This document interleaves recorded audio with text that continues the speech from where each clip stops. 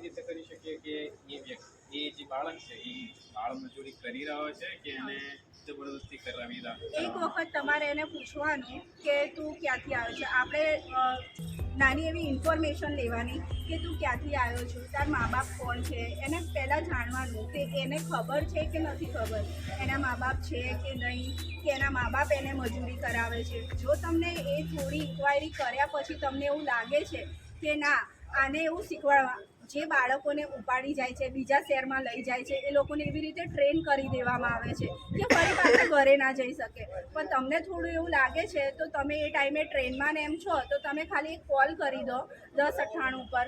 નજીકનું આગળનું જે રેલવે સ્ટેશન આવશે ત્યાંથી અમને પૂરેપૂરી હેલ્પ મળી જશે. તમને કશું નહીં થાય, બાળકને સોંપી દેશો, બાળકનું એ લોકો હેન્ડઓવર કરીને એમની રીતે પ્રયાસ કરશે. અને અમારી પ્રયાસ સંસ્થા બી ઘણા બધા NGO છે અને પોલીસ છે તો એને હેલ્પફુલ થશે.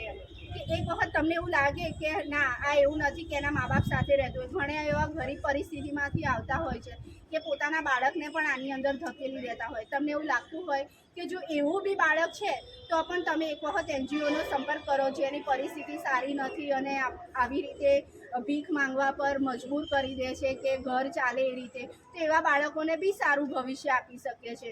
એવા બાળકો હોય એના માટે પણ તમે કોલ કરી શકો છો. એવું નહીં કે કંઈ ઉપાડી ગયા હોય ને બીજે લઈ ગયા હોય, રેકેટ થ્રુ આવ્યા હોય, એવા જ બાળકોને પણ એ જે ભીખ માંગતા હોય ને એ લોકોને પણ સારું એવું ભવિષ્ય આપણે આપી શકીએ. હા, એક જ કોલ, ખાલી એક કોલ, અને જે બાળકનું ભવિષ્ય સુધારી શકે. धन्यवाद आपका सर, धन्यवाद कि आपने हमारे लिए इतना टाइम दिया, रैली निकाली और लोगों तक ये मैसेज पहुंचाने का हमें इतना टाइम देके थैंक यू.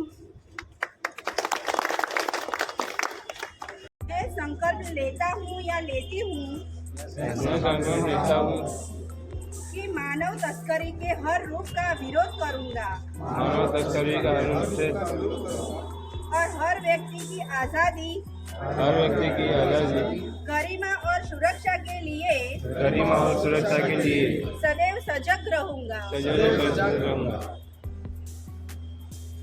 NGO છે, તમને આજુબાજુ કોઈ પણ એવા બાળકો દેખાય, આજે બાળ તસ્કરીનો દિવસ છે કે જે બાળકોને ઉઠાઈ જાય છે, ઉપાડી જાય છે, બીજી જગ્યાએ એક શહેરમાંથી બીજા શહેરમાં લઈને જતા રહે છે અને પછી એમને બાળ મજૂરી કરાવે છે. આની અંદર શું થાય છે કે બાળકનું ભવિષ્ય જે હોય છે એ આખું જોખમાઈ જાય છે, એના મા બાપથી દૂર થઈ જાય છે, એ પાછું ઘરે નથી પહોંચી શકતું.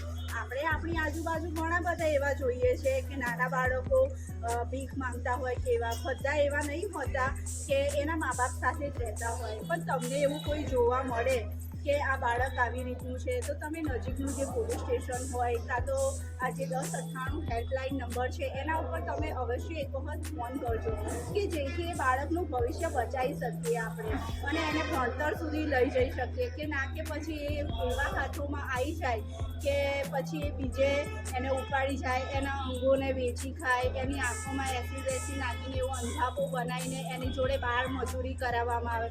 આવા અત્યારે ઘણા બધા રેકેટો ચાલે છે કે જે લોકોને છે ને ઉપાડી જાય છે. એક દિવસની અંદર ઘણી એવી, એક શહેરની અંદર એક દિવસમાં ઘણી એવી સંખ્યામાં બાળકોને ઉપાડી જતા હોય છે અને એક વર્ષની અંદર 1 લાખ એવા બાળકો હોય છે કે જે એક શહેરમાંથી બીજી શહેરમાં એને ખસેડવામાં આવે છે, આવી રીતે ઉપાડી જાય અને બાળ મજૂરી કરાવવામાં આવે છે. તો જો તમે પણ એવો સહયોગ આપશો પોતાનું બાળક સમજીને કે કોકનું બાળક બચે એ રીતે અને આપણા દેશને આગળ વધારવા માટે, તો આ જે સંખ્યા વધતી જાય છે એ દિવસે આપણે ઘટાડી શકીશું. અમારા NGOમાંથી છેલ્લા 1 વર્ષની અંદર ઘણા બધા એવા બાળકોને બચાવવામાં આવ્યા છે કે જે લોકોનું ભવિષ્ય બચી શક્યું છે. તો તમે પણ પોતે આજે આ રેલી કાઢવાનો મકસદ એ છે કે તમે આ મેસેજ તમારા કેટલાય જે ઓળખતા હોય એ લોકો સુધી પહોંચાડજો અને હેલ્પલાઇન નંબર આપજો 1098 કે જેથી કોઈ બાળકનું ભવિષ્ય બચી શકે અને એનું જીવન સારું એવું થઈ શકે કે ના જોખમાઈ જાય. બરાબર, શપથ લઈશું. આજે આપણે કીધું કે કોઈ એવું બાળક આપણને મળે તો આપણે પોલીસ દ્વારા કાં તો હેલ્પલાઇન નંબર ઉપર કોલ કરીને આપણે એને મદદરૂપ થઈ શકીએ. એના માટે આજે આપણે પ્રતિજ્ઞા લઈશું એક સાથે.